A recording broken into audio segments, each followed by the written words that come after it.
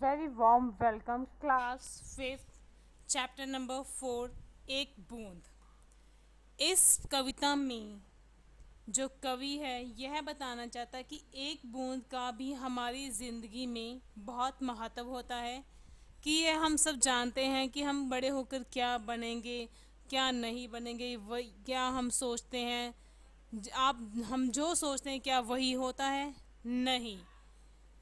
तो चलिए इस कविता के माध्यम से आज हम जीवन के बारे में जानेंगे कि जीवन में क्या कुछ होता है।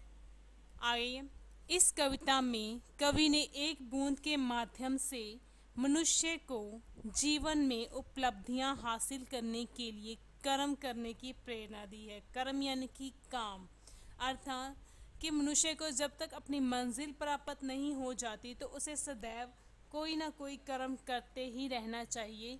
उसे एक बूंद के भांति होना चाहिए, जैसे बूंद बादल से अलग होकर एक सीप में गिरी और मूल्यवान मोती बन गई। अर्थात कि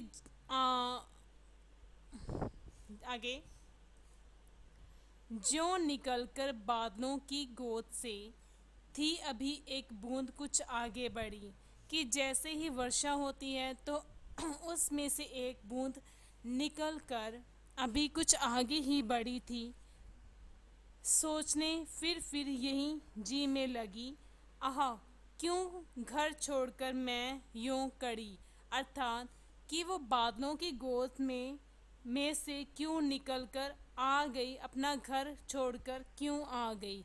वह बार बार अपने मन में यही सोच रही थी कि वो बादलों की गोद से निकलकर क्यों आ गई, उसने अपना घर क्यों छोड़ दिया। आगे, दैव मेरे भाग्य में है क्या बदा, मैं बचूंगी या मिलूंगी धूल में। कि एक बूंद है वो अपने आप को संबोधित कर रही है, सोच रही है कि हे मेरे भाग्य में यानी कि मेरी किस्मत में क्या लिखा है पता नहीं, कि मैं बचूंगी या मिलूंगी धूल में। अर्थात कि मैं जब धरती पर जाऊंगी मेरा विनाश होगा या मेरा बचाव, मैं बचूंगी या नहीं बचूंगी, मैं किस में मिल जाऊंगी, मिट्टी में मिल जाऊंगी या नदी में या आग में, या जलूंगी गिर अंगारे पर किसी। अर्थात कि मैं किसी अंगारे पर गिर कर कहीं जल तो नहीं जाऊंगी।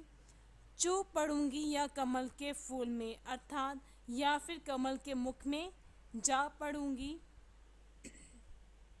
बह गई उस काल एक ऐसी हवा, अर्थात कि उस समय एक इतनी तेज़ी से हवा चली कि वह समुंदर और आई अनमनी।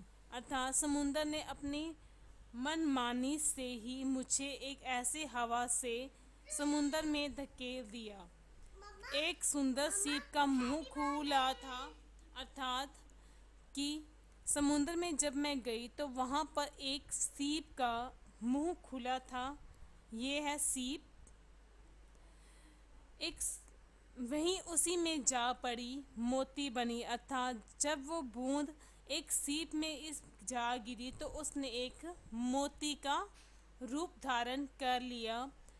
लोग यूं ही झिझकते सोचते, जबकि उनको छोड़ना पड़ता है घर।